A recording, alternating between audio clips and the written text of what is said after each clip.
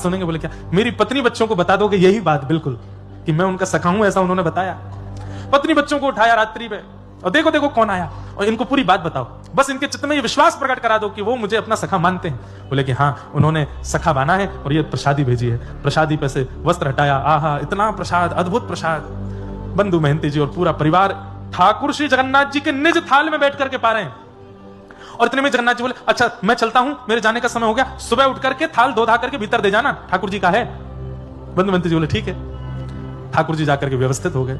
यहां सुबह जैसे ही द्वार खुले और ठाकुर जी का मंगला भोग लाने के लिए थाल ढूंढा गया, थाल ही नहीं मिले। कैसे ठाकुर जी खेलते हैं। पूरे जगन्नाथपुरी में हल्ला हो गया, ठाकुर जी का रत्न थाल खो गया, ठाकुर जी का रत्न थाल किसी ने चुरा लिया। इतने में बंधु महंती जी बढ़िया मांझ मूंझ करके बढ़िया साफ करके और सिर पर धर के थाल लेकर के आ रहे थे। जैसी थाल पर दृष्टि पड़ी सब पुजारी दौड़े, ए तो जगन्नाथ महाप्रभु का थाल है, तुम कहां से लेकर के गए? बोले रात में इसी में तो महाप्रसाद पाया था हमने। एक पुजारी जी थे लंबे से चौड़े से नीले नीले से, वही देके गए। पुजारियों ने कहा ये झूठ बोल रहा है, ये चोरी करके थाल भागा, लेकिन श्री क्षेत्र से बाहर जाने पर कोई अड़चन आ गई होगी इसलिए वापस करने आ गया है, इसको पकड़ लो, बंदी बना लो।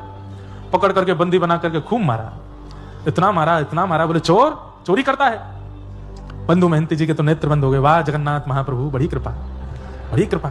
रात में आकर के मुझे महाप्रसाद पवाते हो, अपना सखा बताते हो, अपने थाल में भोजन कराते हो, खुद ही कह जाते हो कि सुबह आके दे जाना, और मैं देने आया तो मेरी पिटाई करवा रहे हो। ठाकुर जी ने तुरंत पुरी के राजा को स्वप्न आदेश किया कि मेरा सखा है बंधु महंती, उसको पुजारी लोग मार रहे हैं, तुम जाकर के अभी रोको, और उसको जो दंड दिया है, उसको जो पीड़ा दी है, उसकी भरपाई करो। बोले क्या? आज के बाद जब तक जगन्नाथपुरी में मैं विराजमान हूं तब तक हमारे मंदिर में जितनी चढ़ोतरी आती है, जितना धन आता है, जितनी संपत्ति आती है, सबका कारभार देखने की जिम्मेवारी बंधु महंती को दे दो। आज तक उनका परिवार उस सेवा को कर रहा है।